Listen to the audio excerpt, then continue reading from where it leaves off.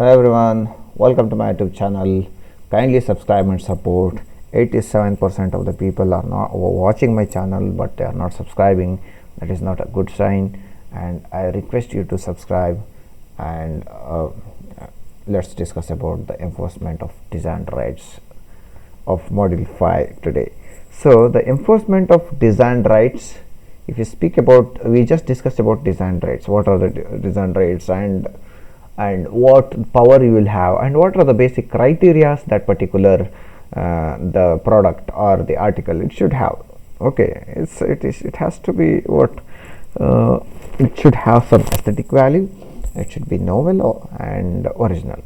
So next, speaking about enforcing, now you have to enforce these rights.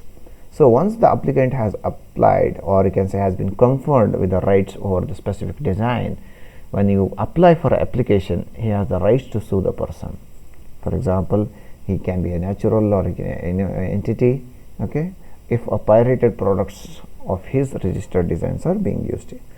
Nowadays, if you have seen in the movies and all, whenever the new movies come, especially the movies which are making very noise, like pan India, what we call in India. So what happens when these movies come, and within a week you will get the pirated version of the entire movie. So now the producer and the director or whoever own the rights of movie, they can apply a legal lawsuit in any kind of police station, and finally if the culprit is found, he has to pay a huge amount of money, right? Because he was using the pirated products of somebody else, right? I'm just giving you one of the example of copyrights here, but I will that also can be related to the design rights. See, copyright, design right, or copyright infringement we discussed, patent infringement we discussed, trademark infringement we discussed. Any infringement is same. Here design rights also same thing. Design rights means when you got a particular right for a particular design you made, and that design rights you are already having legally, and somebody copies it and somebody makes a product which are pirated, not original one. Now the design rights, one of the example when you talk about the pirated rights, the best example what I can give you is a Ray-Ban glass you are having. The Ray-Ban glass, that aviator one is very famous all over the world. But if you go to the Majestic in Bangalore, how many people are holding those all the pirated copies of the Ray-Ban? A number.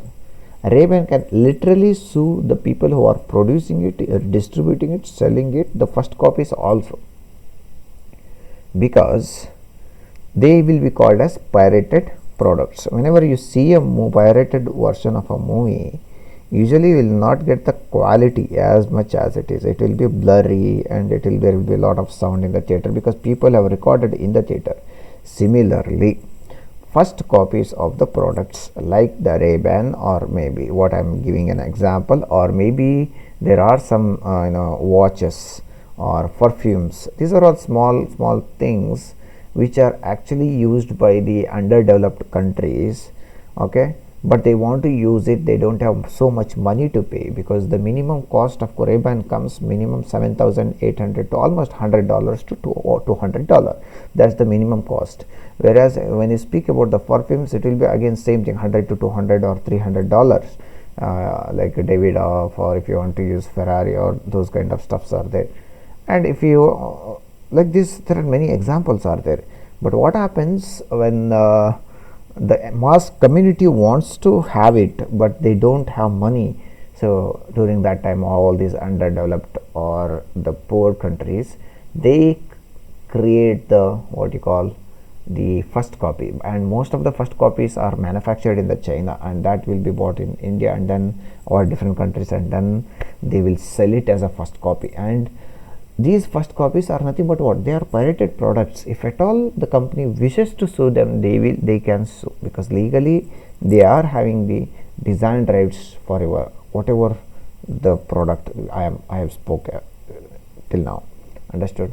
So if at all somebody infringes or pirates your work or copies your work, manufactures and distributes and sells, you can sue them literally.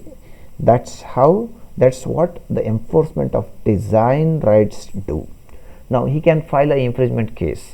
If it happens, you just file an infringement case in the court, that not lower than the district court level. So in order to stop such exploitation, and also for claiming any damage to which the registered proprietor is legally entitled.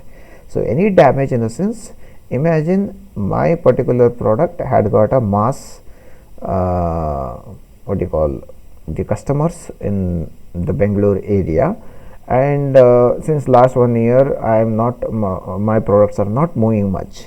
Then when I found out this particular group or a person who was actually making copies of same product and he was distributing, that's why people stopped buying my product.